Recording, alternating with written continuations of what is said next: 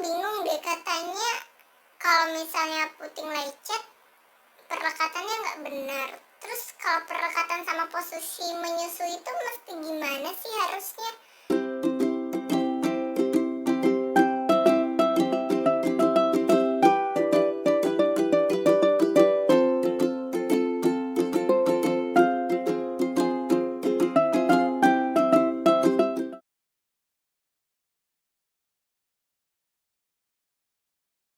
Halo, jumpa lagi di Kamis Medis dengan saya Dr. Nadia. Saya akan bahas medis di hari Kamis. Nah, di hari Kamis ini saya akan bahas tentang perlekatan menyusui. Apakah itu? Jadi ternyata menyusui itu ada tekniknya biar tidak sakit dan nyeri puting.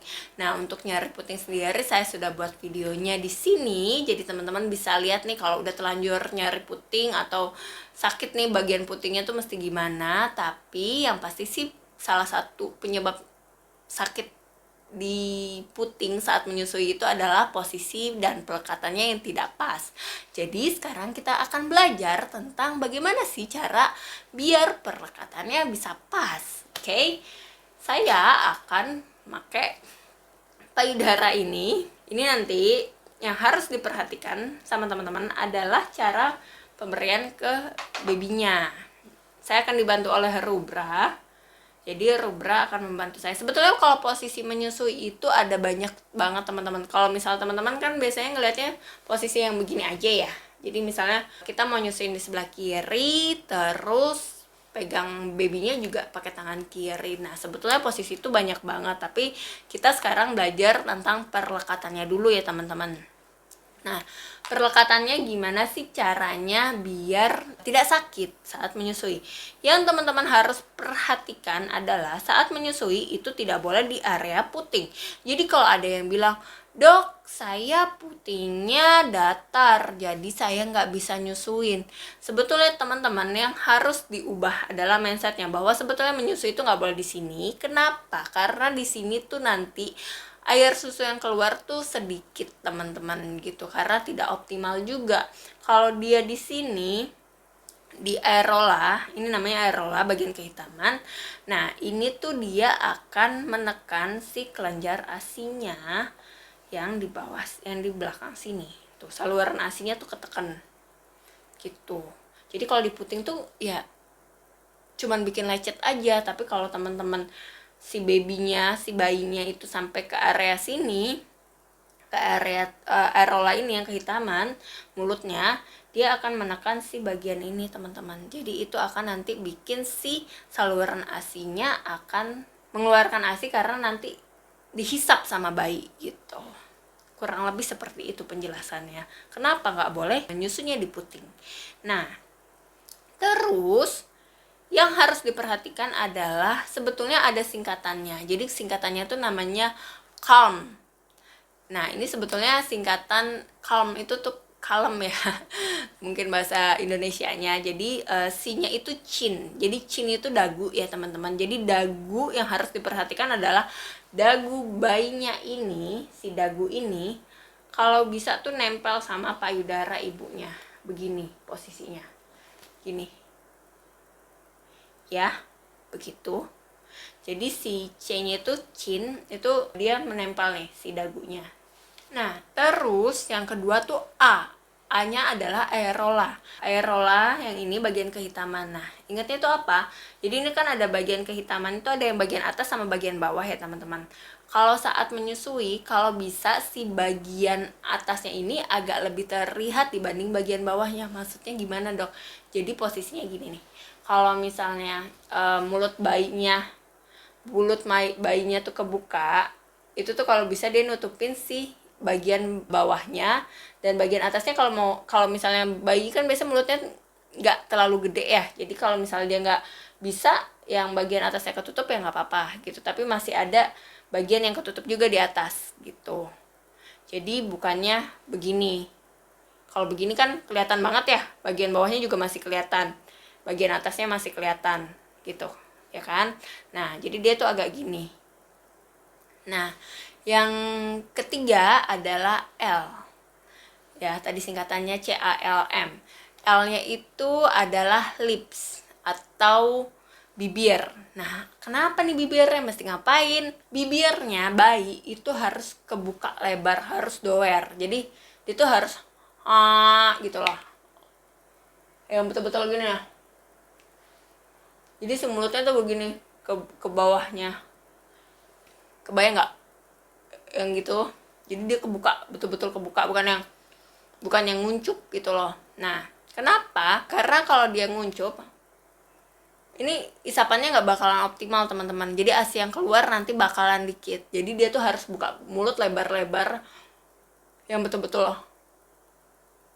Nah, gitu. Nah, biasanya yang jadi pertanyaan teman-teman semua dan teman-teman yang baru lahiran, termasuk saya juga dulu waktu nggak ngerti nih ilmu laktasi, terus gimana caranya gitu loh, lah kan mulut bayinya kecil ya. Nah, ini tuh ada tekniknya teman-teman. Jadi si bayinya ini, si rubra ini, dia nggak usah pakai topi lah ya, agak ribet. Nah, jadi kita dengan posisi yang biasa aja dulu ya. Nah, jadi tekniknya itu kalau bisa si payudaranya tuh kita pegang dengan posisi U atau posisi C, hup gitu. Nah, jadi kalau saat menyusui di sebelah kiri kita bisa pegang pakai tangan kanan begini. Terus gimana cara dia bisa kebuka lebar mulutnya adalah teman-teman arahin dulu bisa kedua opsi nih. Jadi yang pertama bisa ke bagian hidungnya. Saat si payudara ini disodorin, jadi teman-teman bukan berusaha masukin puting ke mulut gitu, tapi dia harus dikasih ke hidung bayinya. Kalau dikasih ke hidung bayinya, dia akan berusaha nanti refleksnya adalah membuka mulutnya. Nah kalau dia udah ngebuka mulutnya lebar, baru teman-teman berusaha masukin tuh hold gitu. Tapi kalau misalnya nih agak susah gitu dengan cara itu, teman-teman bisa arahin juga ke dagunya. Jadi arahin ke dagu, serut, naikin ke atas, tetap ke hidung sih ujung-ujungnya gitu. Jadi pas saat dia udah di hidung, teman-teman masukin deh gitu. Jadi nanti ini biasanya mulut bayi itu akan terbuka lebar dan optimal, jadi begitu. Yang gitu, yang bibir bawahnya gitu. Kebayangkan ya, yang gede banget gitu. Nah, itu bagus banget buat perekatannya. Yang terakhir adalah M gitu. M tuh mulutnya. Mulut bayi itu harus terbuka lebar saat posisi begini, dan pipinya tuh juga mesti membulat ya ketika menyusu tuh mesti gitu. Jadi kalau dia kempot, nah itu biasanya dia menyusunya tidak optimal teman-teman gitu. Terus yang dipastikan lagi adalah nih, yang kita tidak membahas yang posisi yang macam-macam ya gitu. Kita posisi yang standar aja dulu nih teman-teman. Nah, saya mau ngasih tahu bahwa sebetulnya saat menyusui, maupun teman-teman duduk maupun teman-teman tiduran, itu posisinya perut bayi sama perut ibu tuh harusnya nempel gitu. Kadang kan ada ya, misalnya yang ke arah badan ibunya tuh cuman si kepalanya, jadi si kakinya tuh di sebelah sini gitu loh. Kebayang nggak teman-teman? Jadi kakinya tuh agak-agak telentang gitu posisinya. Nah ini nanti sebetulnya pelekatannya tuh nggak maksimal, sehingga nanti bisa bikin putingnya lecet. Dan masalah-masalah menyusui lainnya seperti ASINya nggak keluar maksimal, nanti produksi ASINya turun, payudaranya bisa bengkak, nah mastitis, abses, wah panjang banget nih. Sehingga teman-teman tuh harus perhatikan banget nih posisi dan perlekatan ini.